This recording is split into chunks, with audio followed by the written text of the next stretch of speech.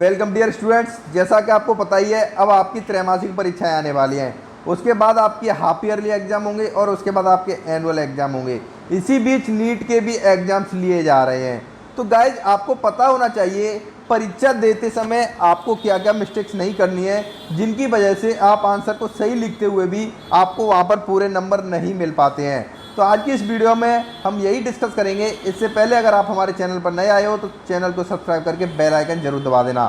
तो गाइस, यहाँ पर फर्स्ट पॉइंट है, पेपर को अच्छे तरीके से एक बार मोटा मोटा आपको अवश्य पढ़ लेना है। जब भी गाइस आपको एग्जाम हॉल में आप बैठते हो, आपको पेपर मिलता है, तो पेपर को आपको कम से कम 5 मिनट पहले निकालनी है। उस 5 मिनट में आपको कंप्लीट पूरे पेपर पर एक बार अपनी नज़र डाल लेनी है।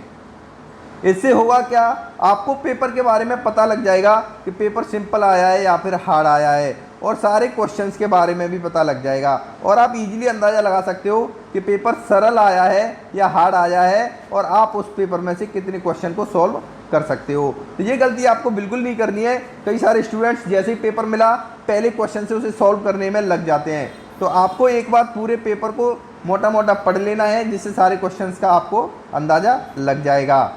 उसके बाद आते हैं हम अपने दूसरे पॉइंट पर, जिसमें बोला गया है जो प्रश्न सबसे पहले आ रहा है उसे सबसे पहले सॉल्व करें, और जो प्रश्न आप पर नहीं आ रहा है उस पर आपको अपना समय बर्बाद करने की ज़रूरत नहीं है।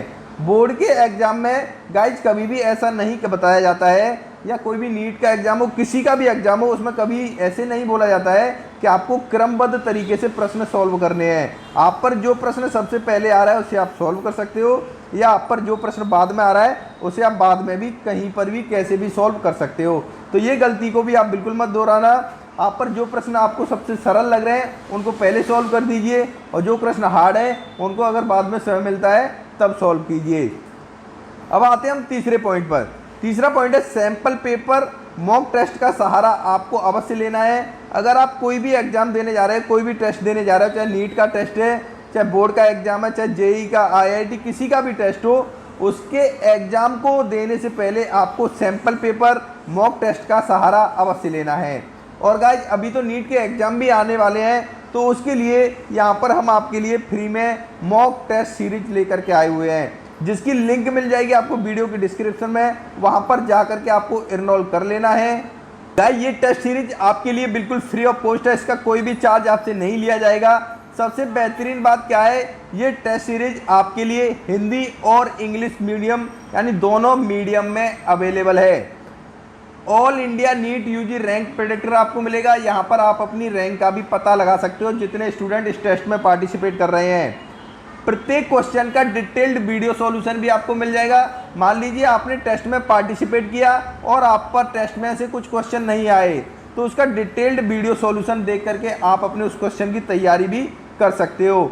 और गाइस, ये मॉक टेस्ट सीरीज है, ये लेटेस्ट नीट यूजी के एग्जाम पैटर्न को ध्यान में रखते हुए टेस्ट सीरीज बनाया गया है। तो ये टेस्ट सीरीज अगर आप नीट का एग्जाम देने जा रहे हो तो आपके लिए बेहद ही रोमांचक, बेहद ही हेल्पकारी साबित हो सकती है। लिंक मिलेगी आपको वीडियो के डिस्क्रिप्शन में, वहां पर जाकर के आपको इनरोल कर लेना है। टेस्ट देने के लिए यहाँ पर देखिए टाइमिंग दे दिया गया है, आप कब से कब तक टेस्ट दे सकते हो। 7 सितंबर का टेस्ट, यानी यहाँ तक आपके टेस्ट निकल चुके हैं। अब आपके पास एक मौका और है, 9 सितंबर को 2 बजे आप इस टेस्ट में पार्टिसिपेट कर सकते हो। जी हाँ गाइस, डेट को मत भूलना, 9 सितंबर को 2 बजे आपको ये टेस्ट देना है। टेस्ट देते समय आपसे यहाँ पर एक कोड मांगा जाएगा, तो वहाँ पर आपको मेरा कोड PH1 यूज करना है। अगर आप कोई भी अनअकैडमी का सब्सक्रिप्शन भी लेते हो तो वहाँ पर अगर आप ये कोड डालोगे तो 10% इंस्टेंटली डिस्काउंट भी आपको मिल जाएगा। लिंक डिस्क्रिप्शन में जाइए, इनरोल कीजिए। इसके बाद डियर स्टूडेंट्स आता है पॉइंट नंबर 4। आपके पास आंसर कॉपी है, आंसर बुक है। अगर OMR सीट है तो वहाँ पर आपको जो ये वाला सर्किल मिलता है, इसको आपको कंप्लीट पूरे तरीके से इस तरीके से भर देना है। पूरा यहाँ पर बिल्कुल भी खाली नहीं होना चाहिए, और उस गोले के बाहर आपकी जो पेन है वो नहीं जाना चाहिए। इस तरीके से पूरा कवर कर देना है।